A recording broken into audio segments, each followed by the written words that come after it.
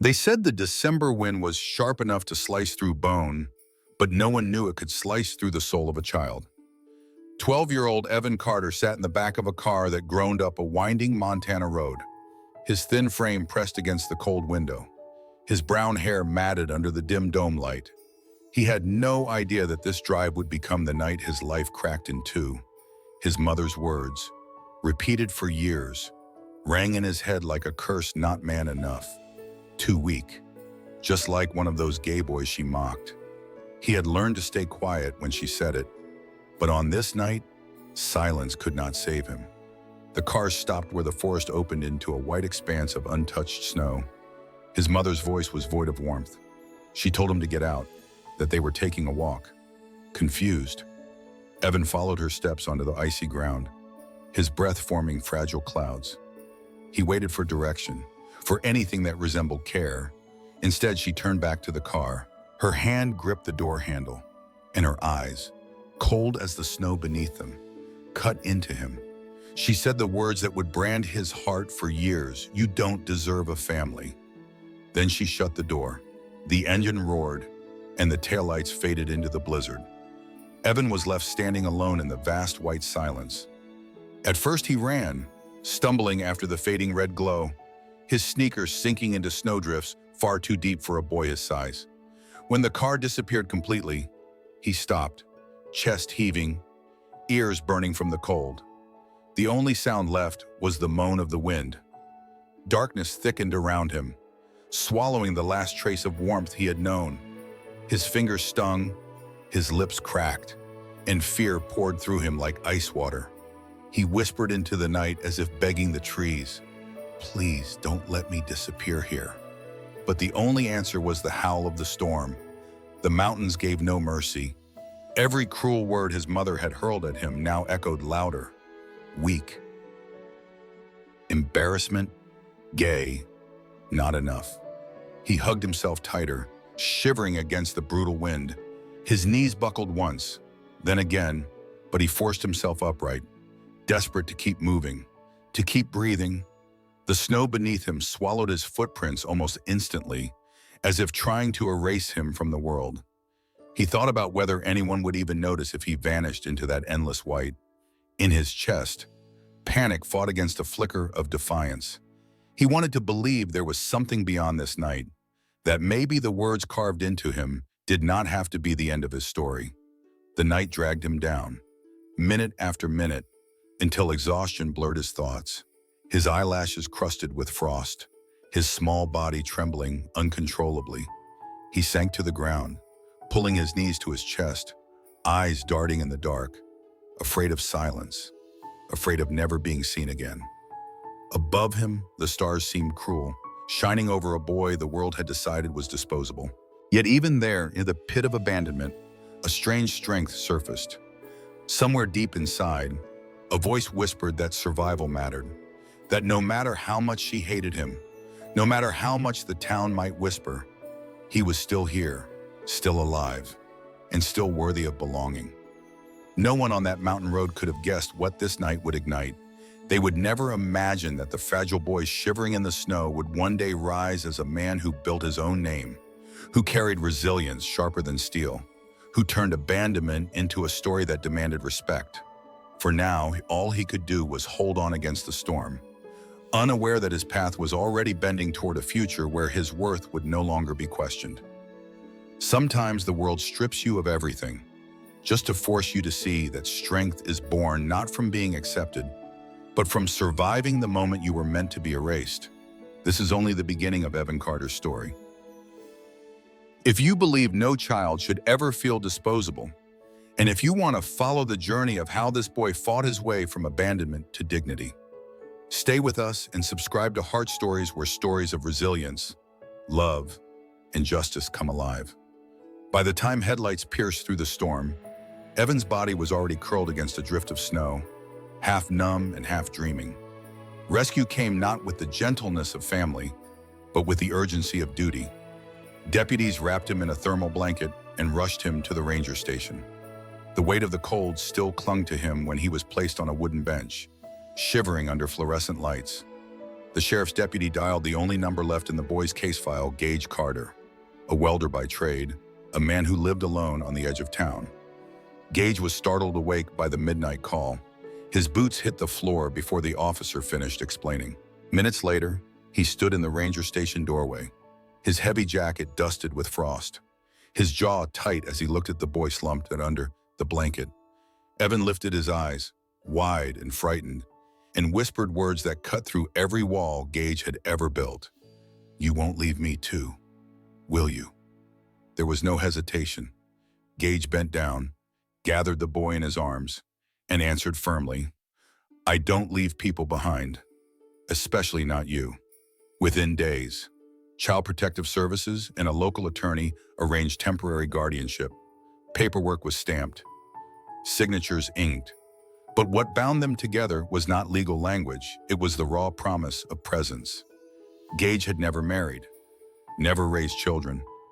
His life revolved around sparks from a welding torch and the quiet rhythm of solitude. Suddenly, he was responsible for a fragile 12-year-old whose world had just collapsed. The adjustment was rough. Nights were the hardest.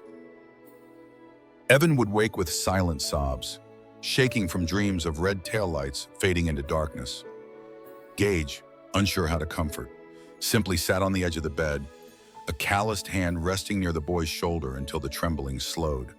Mornings meant burned toast, clumsy attempts at scrambled eggs, and the awkwardness of two people learning how to share space. Yet slowly, the silence in the small house shifted. It was no longer empty, it was waiting to be filled. The town, however, was less forgiving. Whispers spread in grocery aisles and gas stations. A single man raising a boy like that isn't the kid, different. Some smirked, others scoffed, questioning whether a welder with grease-stained hands had the right to raise a child already branded as too soft. Gage ignored them. He had lived long enough to know that people preferred gossip to compassion. What mattered was that Evan had a roof, a bed, and someone who refused to walk away. At the shop, Gage began showing Evan the basics: how to hold a wrench, how to steady his hands when welding sparks flew. The boy's eyes, once dulled by rejection, flickered with focus as steel hissed under fire. Work became more than skill. It became grounding, a rhythm to remind him he was not invisible. Evenings were quieter. Sometimes they shared soup by the television. Other times they sat in the garage, Evan sketching shapes on scrap metal while Gage repaired engines. Trust grew not from grand gestures, but from the ordinary constancy of showing up each day. And with each passing week, Evan's question, "You won't leave me, will you?" faded further into memory, replaced by the certainty that someone finally stayed. Children abandoned at such a fragile age often carry invisible wounds, but healing begins the moment someone chooses consistency over convenience. Gage's choice to take in his nephew did more than save a life. It rebuilt a boy's belief that family is defined by presence, not perfection. The first time Evan walked back into school after the winter, he was abandoned. The hallways were not kind.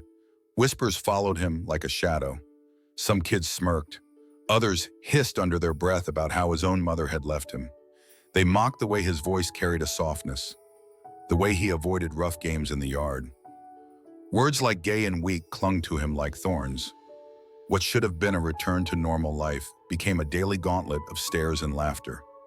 Yet something inside him had changed since that night in the mountains.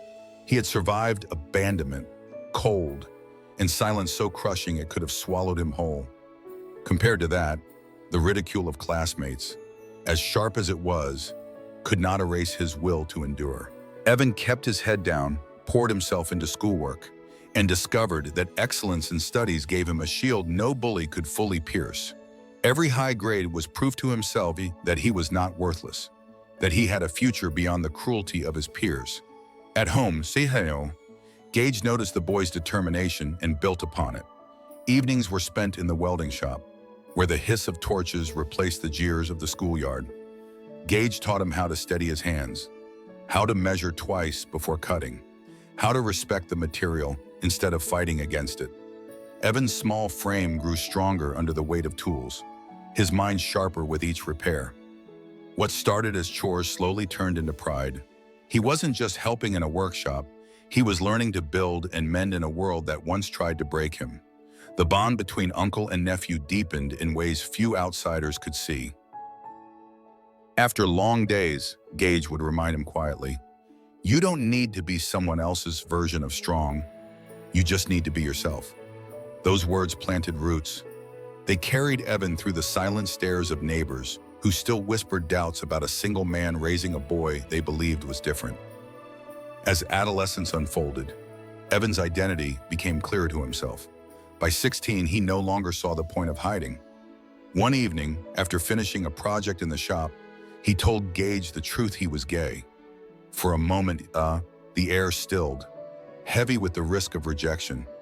But Gage only nodded, a small smile tugging at the edge of his face, and said, "I've known for a while, and nothing changes. I'm still here, just like I was that first night." The relief that followed was indescribable. Acceptance did not arrive in fireworks or speeches. It came in steady presence, in the assurance that love was not conditional. In a world where too many voices told him he was wrong, one voice reminded him he was enough. Growing up under judgment can either break a child or forge them. The cruelty of peers taught Evan resilience, but it was Gage's unwavering acceptance that gave him strength to embrace who he was.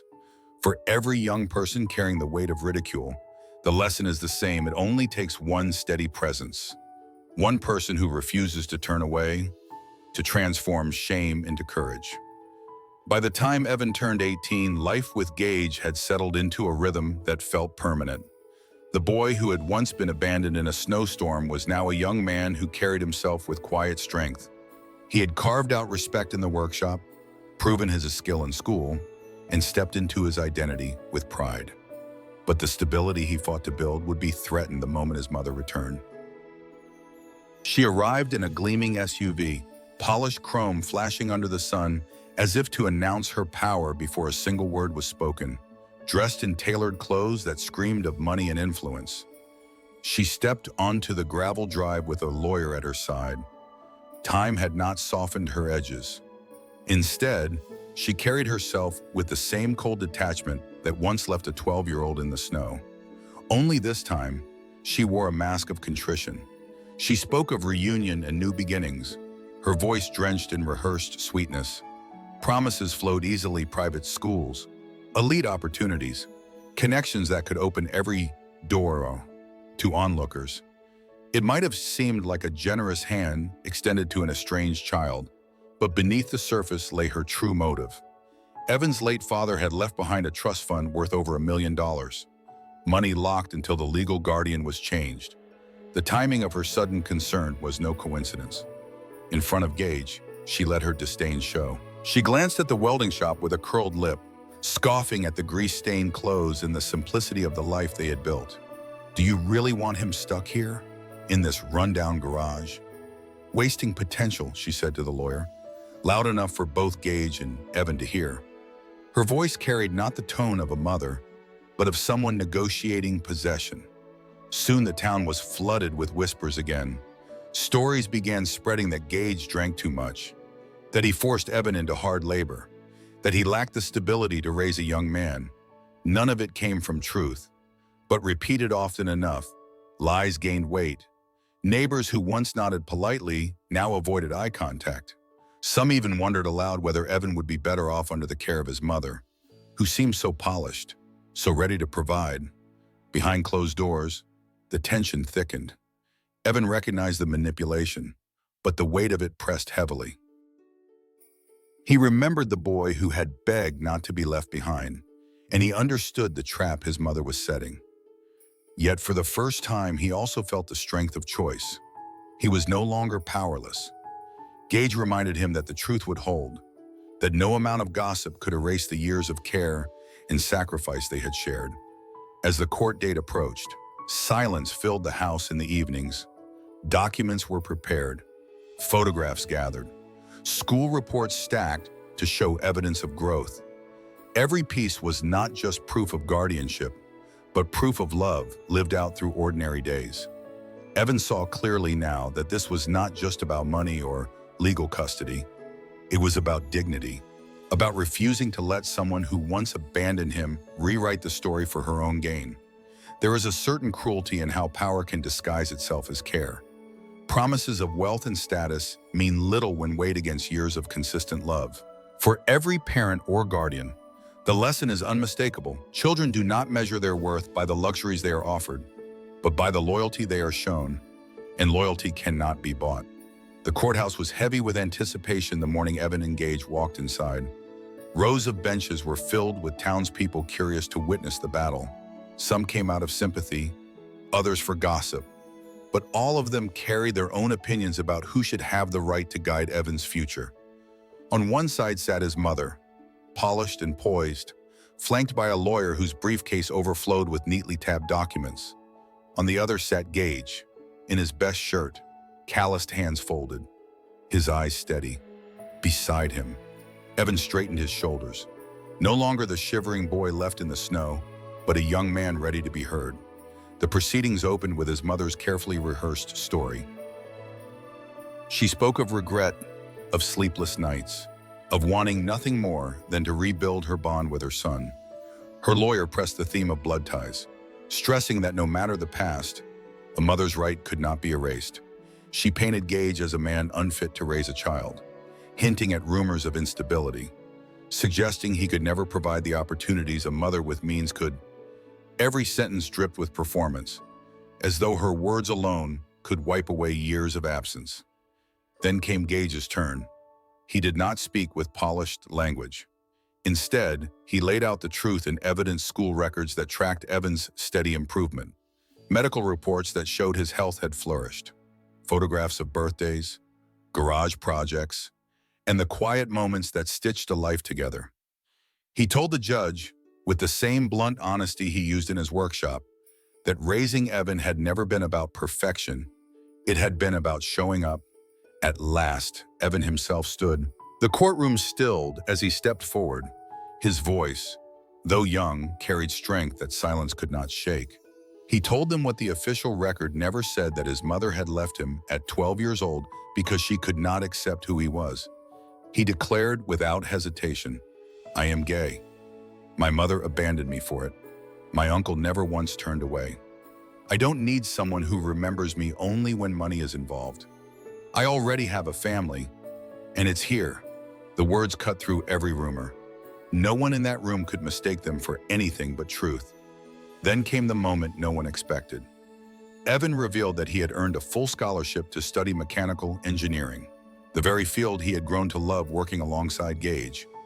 More than that, he had already filed paperwork to open a small business with his uncle, a workshop under the name Carter & Son. The declaration shifted the courtroom atmosphere. This was no longer a case about dependence, but about a young man building his future with loyalty, skill, and choice. The judge's ruling was decisive. Custody remained with Gage. His mother was barred from contact, her polished mask cracking as the weight of her loss became clear. When the gavel struck, the noise echoed like closure across years of silence. As Evan and Gage stepped out of the courthouse, the murmurs of the town no longer carried judgment. They carried respect.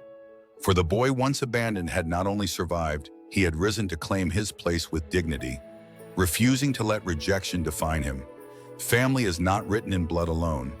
It is written in the hands that catch you when you fall, in the voices that remind you to be yourself, and in the loyalty that remains when everything else fades.